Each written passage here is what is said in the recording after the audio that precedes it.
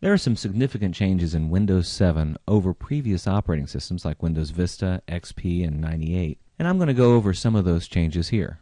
First thing is that Windows 7 is very similar to all previous operating systems in that it has a desktop where you can change the desktop picture. It has icons on the desktop, and it has a start button and a quick launch area, and you still have the clock and the system tray. But some of the differences make this operating system actually easier to use. The first thing, on the taskbar, they've taken the quick launch area and actually combined it with the taskbar area, which used to be where they have all of the open windows. Each one of these icons represents a program that you can either launch or is already launched somewhere on your computer system. So for instance, if I want to get to Internet Explorer, I can click the Internet Explorer icon. That will open up an Internet Explorer window. But you notice it does not create another button down on the taskbar. Instead, this quick launch button now has a preview window that goes along with it. Another difference on the taskbar is that the Show Desktop icon is no longer down in the quick launch area. Instead, the Show Desktop button is all the way on the right of the taskbar. And when you hover over it, it will make all of the windows on your screen go to gray so you can see what's behind it on your desktop. And then if you click that button, it will actually take you back to the desktop.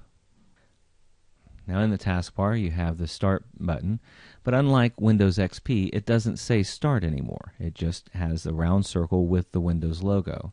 When you click on it, you have the menus that are similar to Windows XP in two columns. You have the area for your personal folders, and then you have some that come automatically with Windows that are similar to what you have in previous operating systems.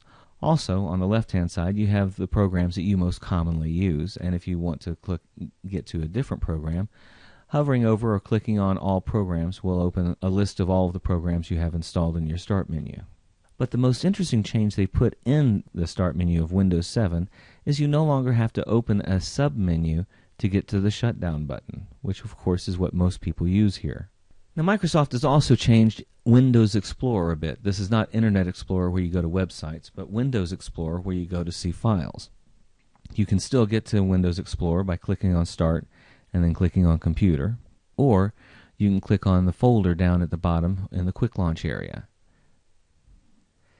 And they've taken the Windows Explorer and made some changes from even Windows Vista, but major changes that are different from Windows XP and 98.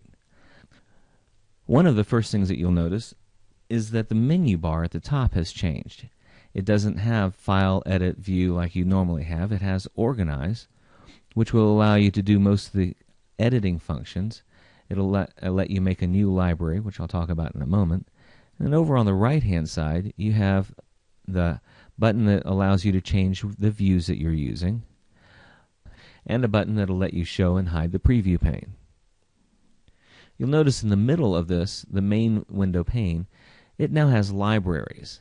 Now the libraries are a little bit different from just a My Documents folder in previous operating systems. If you open a library, you'll notice that it has the folders that are in your My Documents folder, but up at the top you see that it includes two locations. Now in this case, this library consists of the contents of the Documents folder in My Personal File, but it also consists of the documents in the public file. And I can add other file locations to this library if I like without moving those actual file locations. Now on the left-hand side, the navigation window pane still allows you to see the cascading file system, and you can even come down to Computer and see the contents of your drive and where the files are actually located. Another major difference between Windows 7 and Vista and previous operating systems is up at the top, the address bar now uses a cascading system as well. So these arrows next to each of these items you can click on and see the other folders within that location. This works whether you're in the library system or in the actual file system.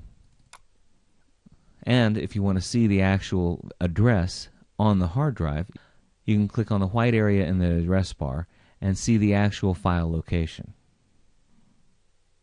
Another difference in Windows 7 and previous operating systems is how it handles the control panel. Starting around Windows XP, they started using this category view. In the category view, you'll see the major categories of control panel items, and then under it you'll see the most commonly used items within that category. But of course you can click on a category and then find other controls for each one. If you're used to seeing the control panel differently, up here, Viewed by Category can be changed to large icons or small icons, where you'll see all of the control panel items as you would have seen it in Windows 98 or in Windows XP. I'll cover other changes in Windows 7 in our next video. If you have any questions or comments, please feel free to leave them on our YouTube channel or give me a call at 719-266-8822.